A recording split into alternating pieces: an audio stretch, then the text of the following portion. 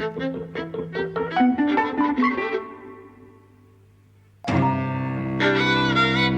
and welcome to Eavesdropping at the Movies. I'm Mike. And I'm Jose. And today we've seen Bros. Yes. It's taken all the energy in the world not to say Bros. I can't. It's just I see the title. It looks like Bros to me. That's the way it is for an English audience, unfortunately. It's Bros. It's written by Billy Eichner. Yes. Or written by Billy Eichner and Nick Stoller. And Nick Stoller directed it. And he's previously directed other Judd Apatow produced comedies, such as the Bad Neighbours films, which I really like. And Get Into the Greek and a couple of others which I wasn't such a big fan of or haven't seen. It's kind of been billed as Hollywood's first gay rom-com. We've seen a few kind of gay comedies in the last few years, but they've mostly been about kids growing up and coming out and that sort of thing. Whereas this is about a guy, played by Billy Eichner, who is in his 40s. He's very solidly, happily gay, but I say happily, he also kind of doesn't have long-term relationships and he's maybe not sure about what his life is and that sort of thing. He has a kind of Sex and the City... Is it Carrie in Sex City who's the diarist, who's the main character? Yeah. He does a podcast about... that's kind of the equivalent right now. No, I'm laughing just because, he's 40 and he's happily gay. And you think, well, nobody would ever say he's 40 and he's happily heterosexual. I mean, he's happy in his life. That's that kind of sort of. I know but then, of course, he's not actually all that happy in his life because he's single. He's single and he doesn't know if that's really what he wants, and he's kind of getting on with it. But I get what you mean though. And as well as being a podcaster, he is helping to set up part of the board of this LGBTQ plus museum that's being set up in New York where the film's set. And there are lots of jokes and stuff about the kind of the histories and the competing histories that they're going to tell. There's a lot of funny stuff around, the L's versus the B's versus the G's versus the T's, and they all kind of want their part in history and so on and so forth. And he meets at a gay nightclub this guy who is very fit, very kind of the opposite of Billy Eichner in all those ways. And they start it's a classic kind of will they, won't they, are they going to get on, how is it going to go relationship. I actually wasn't mad about I really wanted to like this. I like Billy Eichner. I don't like him that much. I mean, I actually, I'm sure I've maybe been exposed to him, but I can't remember. But I thought he's not a movie star. He's not an actor. I mean, I don't think it's possible to pretend that he's good at acting. No. And it really reminded me, a lot of this film really reminded me of a sitcom, which no one has seen on ITV from about 20 years ago called Shane, which was Frank Skinner, and he wrote it and he started it. And it was an awful, awful sitcom. And what happened in it was kind of situations would happen in which Frank Skinner would just do like a ream of monologue, which was just essentially his stand-up. Like, it wasn't acting. Right? There's a lot like this in here. There was a long shot in the film, which was all Billy Eichner telling jokes, right? Yeah. And some of them were funny. I mean, he is a funny guy, but he's not that funny. Like, he's not Woody Allen or anybody like that, right? Like, but he's funny enough, and he's smart. But actually, you think, this is taking up like 5 minutes, right? Like, 5 minutes without like a visual gag or, kind of a joke from the editing or, like there's a million ways you can make a film funny. And this was literally a tracking shot of him just, telling stuff about his life that was meant to be funny. Yeah. Right? And a lot of the time, it's not even a tracking shot. A lot of the time, it's just a static shot. He's supposed to be having a conversation with someone, and his character will go into a kind of neurotic, angry, self-righteous kind of rant about, the way gay people are, or the way that society expects us to be, or whatever it might be. And it would take a very long time. And not only was it not funny enough, I thought it committed, like, your cardinal sin, what you consider to be a cardinal sin, which is that it was preachy. And it said, we so know smug. Everything, we know the answers, and so on and so forth. I felt that. I thought all of this stuff of like teaching people about gay history, right? And kind of, it's almost, how dare you not know? And it was so the opposite of being inclusive, and taking people's differences and maybe like kind of leading them into something. It felt like you were really being pummeled into a very particular view of, I think, of what being gay is, of what gay culture is, of what, gay history is, as if that's the only truth available to anybody, right? And actually, I thought that the film reproduced that with that whole Abraham Lincoln thing, right? Like, that obsession. So the conceit is that in the museum, Billy Eichner's character wants there to be an Abe Lincoln exhibit, which is about how Abe Lincoln was gay or bi.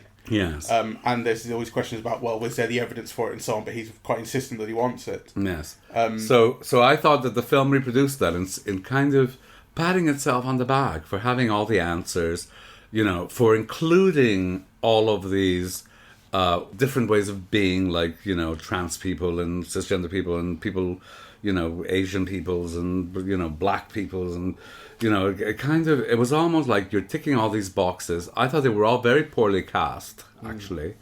And I wondered, am I just being a self-hating queer, really? Like, because like a lot of those things kind of bothered me. I thought they were off. I thought they were badly cast. Yeah. Yeah, I thought maybe it's a New York thing. I don't know. But certainly kind of people that I know are not all gay in the same way. Right, which kind of this really seemed to. Well, I'm not sure it does. I mean, part of the central thing about the relationship is that Billy Eichner is gay in this one way, and Aaron, Luke McFarlane plays him, is gay in a different way. I know, but that's a binary. That's easy to do. So you have like the sporty jock, and then you have like the femi-nervy way. Yeah. But actually, all of the people around the Billy Eichner character are even more kind of, exaggerated and flamboyant and caricatured and so on than Billy Eichner. I mean, Billy Eichner is, the quietest version of all of that surrounds him. Yeah, and then you have, the binary opposite of the muscle jock and so on, right, that come together. So I thought all of those bits of casting were, to me, off. In representational terms, it's not that sophisticated, but it's definitely kind of got its heart in the right place. And it is doing, even if it comes down to ultimately centralising Billy Eichner's character and his kind of form of being gay, if you like, it does try to show how different people are different, if you like. Even in just the thinnest terms, like the guy he meets at the gym, for instance. Yeah, I mean, I kind of think I don't even want to talk about it on representational terms because that's okay. That's not where my problem is. And actually, a lot of the verbal jokes landed on me. Yeah. Right, and there were situations, that I kind of recognized in a way, right? And I thought it was really good that, all of these different ways of having a relationship, or at least touched upon, though, the heteronormative one with children on the horizon is what ultimately gets chosen, which, is it's in itself a problem. But anyway, that's not what I have a problem with. The central thing I have a problem with is that it's a really bad comedy. It illustrates all of the problems that we've often talked about, with American comedy, which is that it's all verbal.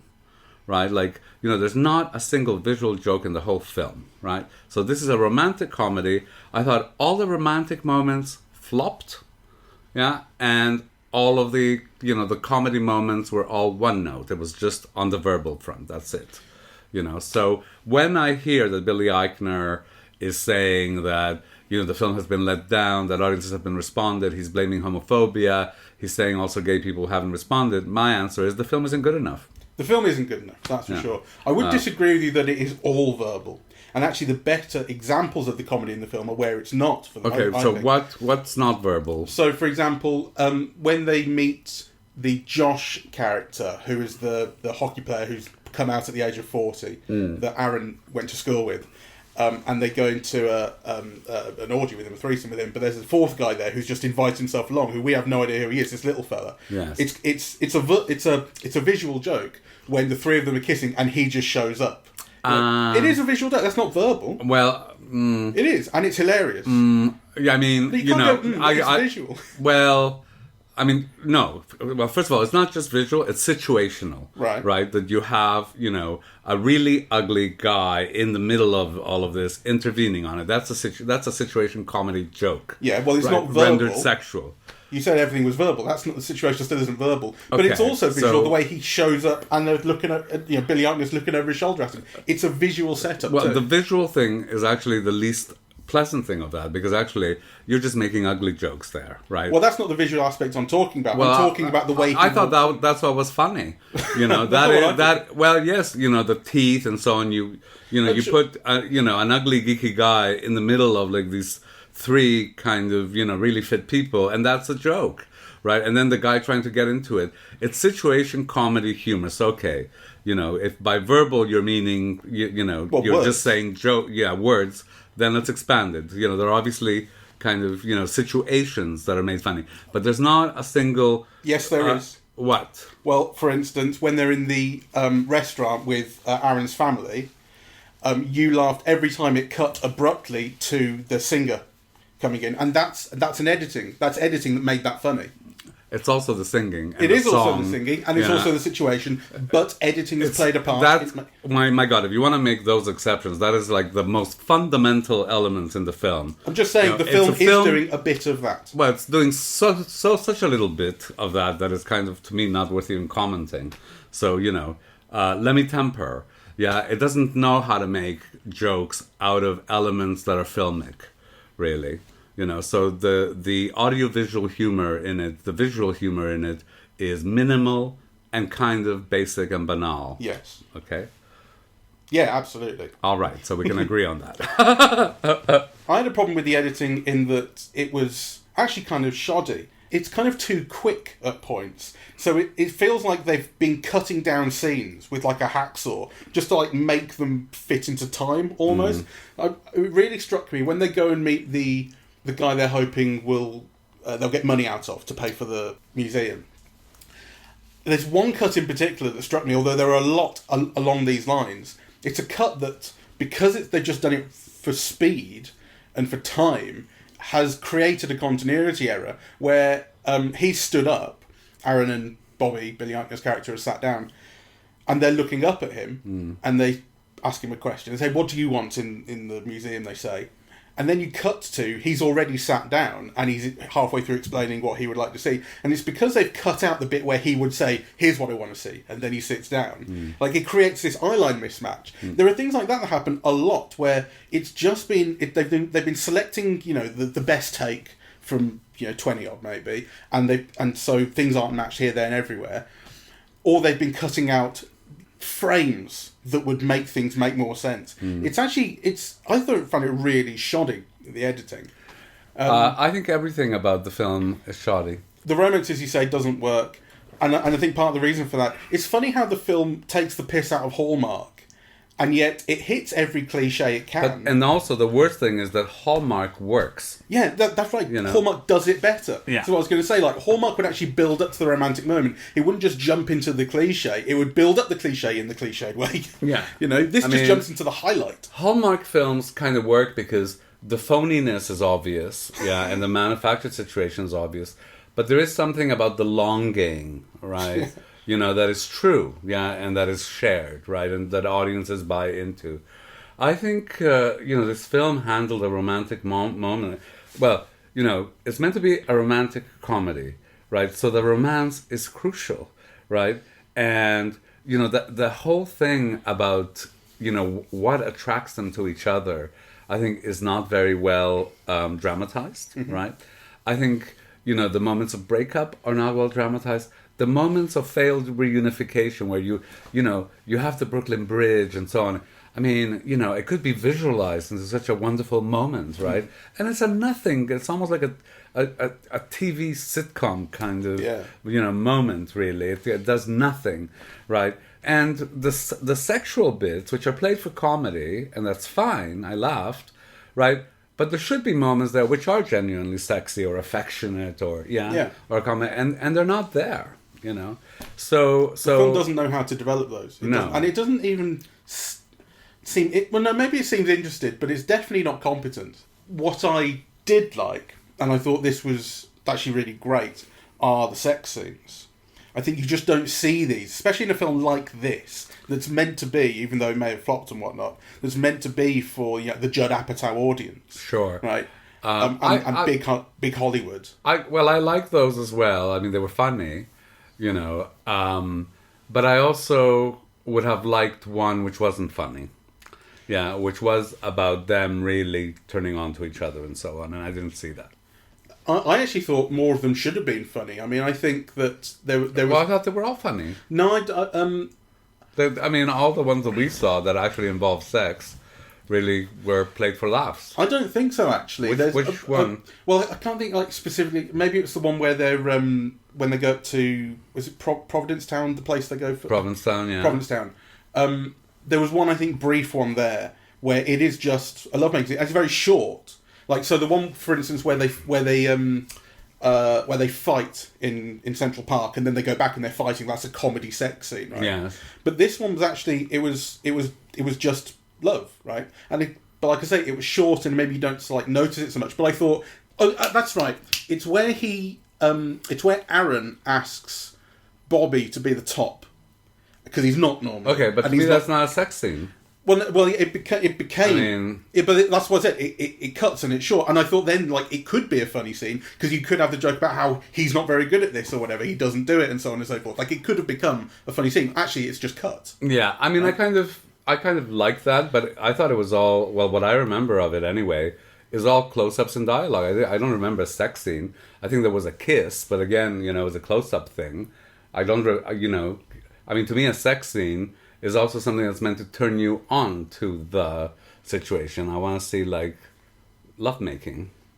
Well, there wasn't in that scene. Or the intimations of lovemaking. That to me is a sex scene. Yeah, no, I get that. There wasn't in that scene, unfortunately. Yeah, so that's why. Yeah, there was actually more in the scene where they're fighting because you'd see Aaron on top thrusting into Bobby, and you're like, wow, I didn't expect this in a Judd Apatow. That's what I mean, because you think, I might see something like this between a man and a woman in a comedy like this. Even then, I think it still might not have the kind of tone that it does here. Yeah. But I thought that's actually, it's almost... Well, you see, I have mixed feelings about that, actually, because I think I liked it, it's funny, but I also think it's contrary to a romantic comedy. Well, yeah. In a romantic comedy, you want to have the sense of that it's a romance, that they're getting together, that they have things in common, that they're turned on by each other, right? And, this is a bit of, what's that series of films, Goldfinger? James Bond. Yeah, but the comedy about... Austin Powers. Austin Powers. This is like Austin Powers moments in what's meant to be Harry Met Sally, or, or and I think, I thought they were funny, but actually, I thought they were off. And besides that, if I think about it, it's kind of upsetting to watch that. It's almost like you don't trust the audience, to be involved with two people, kind of being turned on by each other. That you don't trust them to go with you in a gay setting. So you have to turn it all into kind of a series of quite aggressive jokes, actually. So I didn't like that. Yeah. And, I think if you look at a lot of Almodovar films, you see different. He brings you into that. Yeah, he kind of, makes the desire palpable. Yeah, in a way that it never is in this film. No. So I have mixed feelings because I kind of liked its politics. A lot of the verbal jokes I really responded to, even though they were not the best. Yeah, and yet... there's something kind of, deeply unsatisfying about this film. It did something that I am surprised it did, which was that it actually made Billy Eichner unlikable to me. As I say, he's someone who I just like. And his series Billy on the Street I really like. And you see, it starts off with him doing this... I mean, it's funny how the podcast just never comes back into the film. He's supposed to be a podcaster that people know. It's does it show up? Well, he gets a museum job after that, so that's the reason. But he's still doing his podcast, surely, There's no reason he can't do both. I suppose, though, that was not my impression. My impression is that he got this big museum job, Oh, that wasn't my impression. Because he still talks about, on my show and so on. But I don't know. Yeah. People ask him for his autograph as well. Yeah.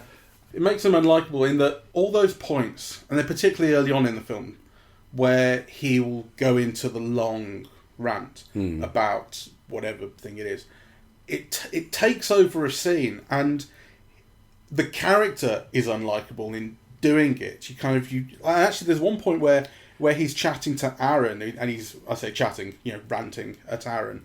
There are shots of Aaron, reaction shots of him kind of like raising his eyebrows, going like, "Whoa, this is a bit much." Like you're going on a bit. And you're thinking, well, you're putting that in a film about, you know what I mean?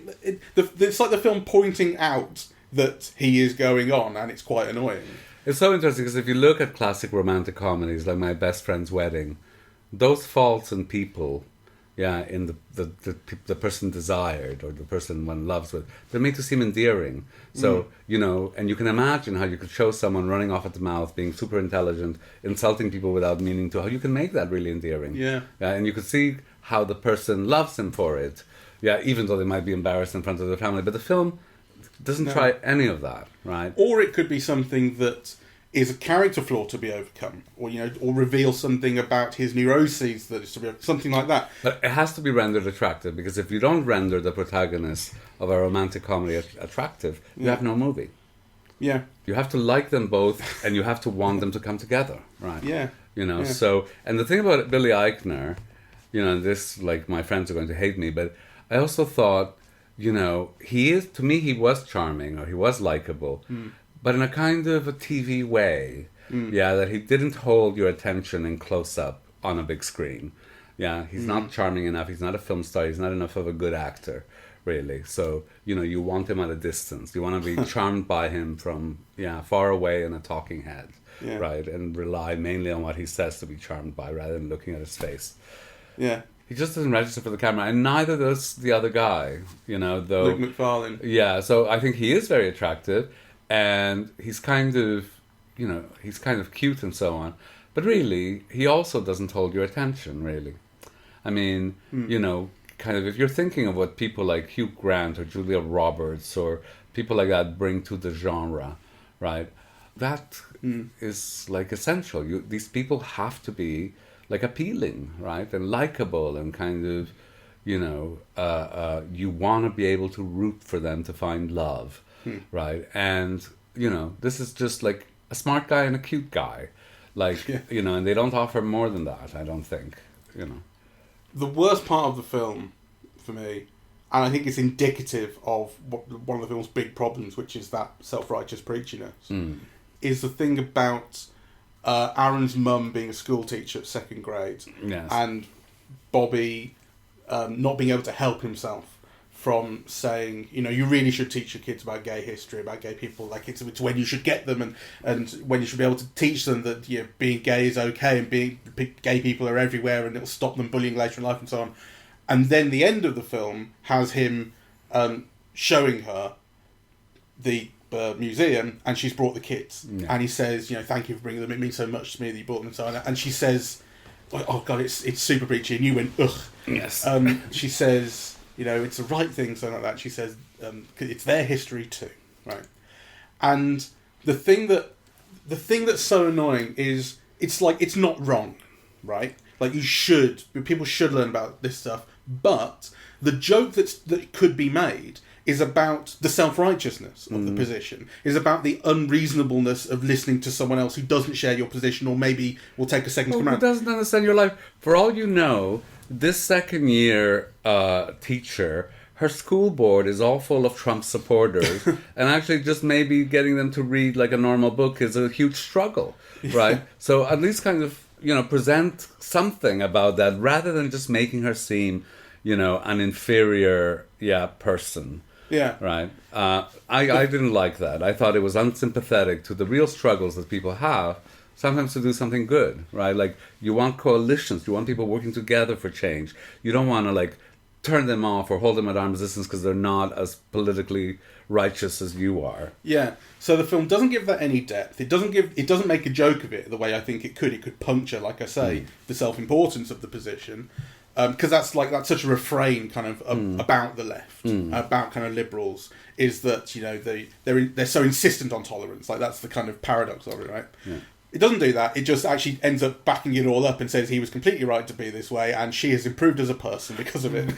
I thought that was very unreasonable as well, because, you know, as a gay man, kind of, you're constantly adjusting yourself to people, right? And, of course, you could say, well, why should I?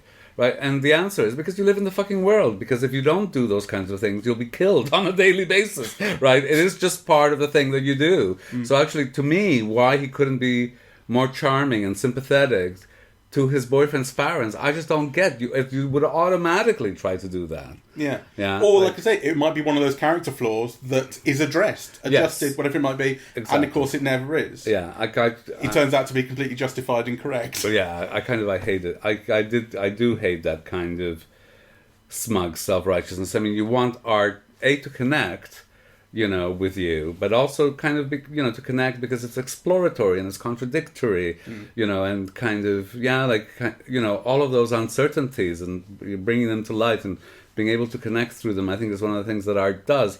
And if you feel you've got all the answers, then actually you've got nothing to offer me, really. And the other worst part of the film for me was the song, because this is supposed to be the opening of a museum, and all of a sudden he's bringing out a piano and a guitar and a stool to sing a romantic song that he's written to his boyfriend, who no one knows. I'm thinking, this is supposed to be a gallery opening. What are you doing? Oh, really? That didn't bother me. I mean, it's a romantic comedy. You give them license to do things. I didn't give them license for that because they didn't even try to explain it. It's funny, again, think about the Hallmark thing. It seemed to me at that point that the film had been referencing Hallmark so much and making a joke of the kind of films that they might make in a kind It sees itself as superior to it, and actually the joke is that it's not. I kind of thought, is it parodying or is it parodying Hallmark here? Is it doing Hallmark? But it is trying to sell it as a serious thing that it's doing. I kind of couldn't work it out. Like it's definitely positioning itself as superior to Hallmark. Yeah, Hallmark is the kind of the trashy thing that the characters have a weakness for, or a fondness. Fondness as weakness, actually, I think.